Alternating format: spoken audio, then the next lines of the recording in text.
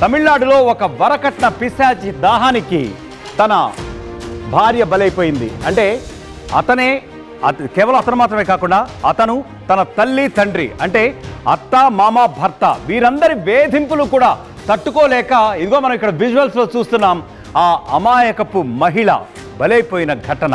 భర్త హింసను తట్టుకోలేక ఆ భార్య ఆఖరికి బలవన్ మరణం చేసుకుంది.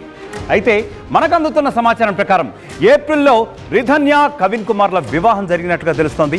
ఇదే సమయంలో, అంటే పెళ్లి సమయంలో అల్లుడికి కట్నం ఏది ఇవ్వలేదు అనుకోకండి. ఎందుకంటే అయినప్పటికీ కూడా ఎంతో ఎక్కువగా భారీగా కట్న కానుకలు సమర్పించుకున్నప్పటికీ కూడా ఇంకా కావాలి, నాకు ఇంకా కావాలి కట్నం, పుట్టింటి నుంచి తీసుకురా, మీ వాళ్ళకి బాగానే ఉందిగా, నాకు మొత్తం ఆస్తి కావాలని ధోరణిలో వేధించినట్లుగా కూడా మనకు తెలుస్తోంది. పెళ్లి సమయంలోనే అల్లుడికి 70 లక్షల రూపాయల విలువైన కారు, వోల్వో కారు బహుకరించినట్టుగా తెలుస్తోంది. అలాగే అమ్మాయికి పెళ్లి కూతురు కట్నం కింద 80 తులాల బంగారం, 1 తులం కాదు, 2 తులం కాదు, 80 తులాల బంగారం ఇచ్చి చాలా భారీగా అద్భుతంగా జరిపించారట తల్లిదండ్రులు వివాహం.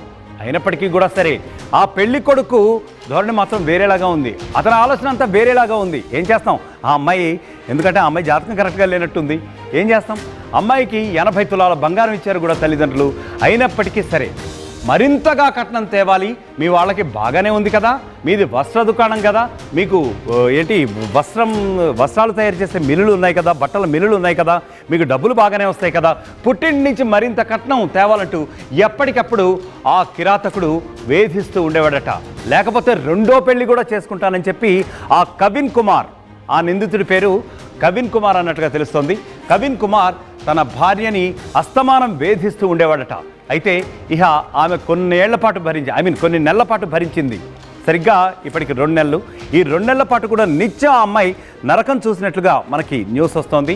ఈ టార్చర్ ఇక భరించలేనంటూ ఆమె ఆఖరికి ఒక డెసిషన్కి వచ్చేసి ఏం చేసింది, కరెక్ట్గా నిన్న బయలుదేరి ఆమె గుడికి వెళ్తున్నానని చెప్పి అత్తామామలకి చెప్పి కారులో బయలుదేరి హైవే వద్దకు వచ్చి ఆ కారులోనే పురుగుల మందు తాగి బలవన్ మరణానికి పాల్పడింది.